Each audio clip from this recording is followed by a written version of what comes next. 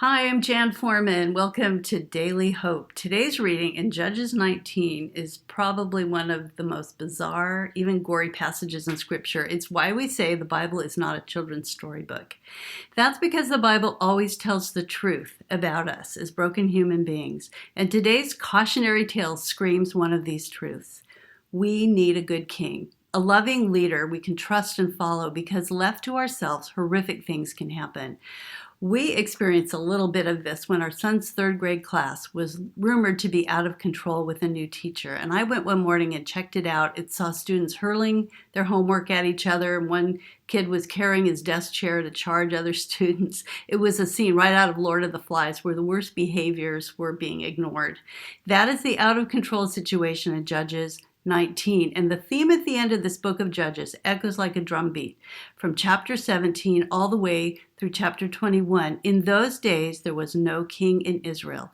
Every man did what was right in his own eyes. Today, we're going to see what humans look like without a good king. If it was an NFL game, there would be penalty flags all over the field. And as we visit this bizarre story, see if you can count all the wrongs.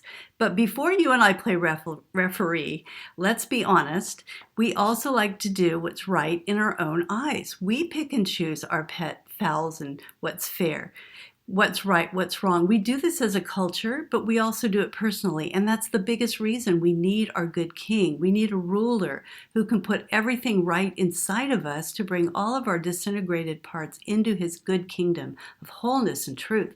And that's where we're going to end up today.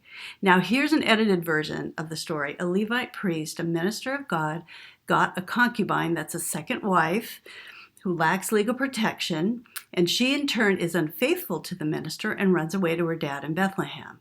After 4 months, the Levite sweet talks her into coming back home with her girl's father, but he kept stalling, so his daughter and the Levite got a very late start. And unable to make it back to his hometown in Ephraim before dark, the Levite bypassed Jerusalem because it was yet uninhabited by God's people, feeling safer sleeping in Gibeah, an Israelite town of the Benjamites. But instead of finding hospitality among God's people, we read, they went and sat in the city square, but no one took them into his home for the night. Finally, an elderly man from Ephraim, his hometown, saw their plight and took them into his home outside of town, saying, it is not safe to spend the night in the square, even among God's people. Now, this bad situation got much worse as the story now parallels Lot's last night in Sodom and Gomorrah, and bad characters are handed the powerless second wife to abuse all night, which the Levite allows. In the morning, he finds her unresponsive body on the doorstep and barks, get up, let's go. But there's no answer. Whether alive or dead, he loads this woman's body onto his donkey and heads for home. And then he decides, after she is dead, to send a clear message to the 12 tribes about this deplorable act. And he broadcasts the crime by shipping the deceased woman's body parts all over Israel to each tribe. And the gory act has the desired shock effect. The last verse of Judges 19 reads, everyone who saw it said such a thing has never been seen or done, not since the day the Israelites came out of Egypt. Think about it. Consider it. Tell us what to do. That last sentence, tell us what to do, is the deep cry of every broken human being for a good king. If you're paying attention, you realize our own world has countless abuses over which to be shocked. Our own culture is identical to Israel's because we also decide what's right in our own eyes. We fight for pet justices and completely ignore others. But when right and wrong are personal, tragedy happens. But there's a hidden clue of hope in this story which continues in the next chapter. 11 tribes are moved to take action against the tribe of Benjamin, which refuses to acknowledge the wrong. And which tribe is chosen to lead this just war? Judah. That may be because the victim is from Judah, but this detail also announces to us how ultimate justice will come through the Lion of the King of Judah, the Messiah, Jesus.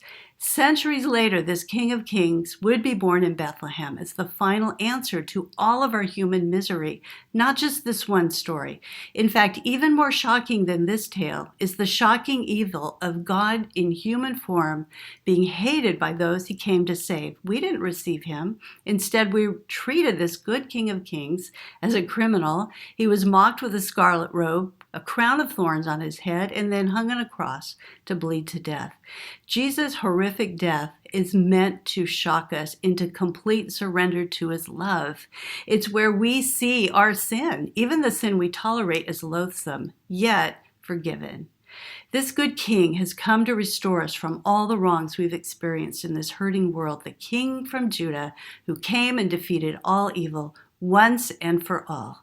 So with eyes of faith, we can see God's salvation story in this tragic tale.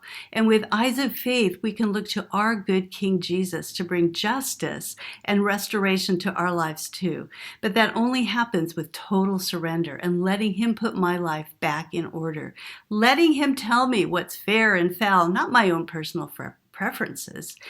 Then instead of that chaotic classroom life, I can put myself under Jesus' kind authority. I can take that cry at the end of Judges 19, tell us what to do, and I can make it my own, saying to my King Jesus, tell me what to do, and know that he will graciously answer that request. And that's a great way to begin this new year. Now I want you to invite us to join us later today for online services. Also, beginning tomorrow, January 10th, we're adding another service for our Sunday gatherings. Join us outdoors at 9 a.m., 11 a.m., and 5 p.m. Also, our children's ministry is reopening for outdoor kids services during the 9 a.m. gathering beginning January 10th as well. Capacity is limited, so please make a reservation online. And all the details are at northcoastcalvary.org. God bless you.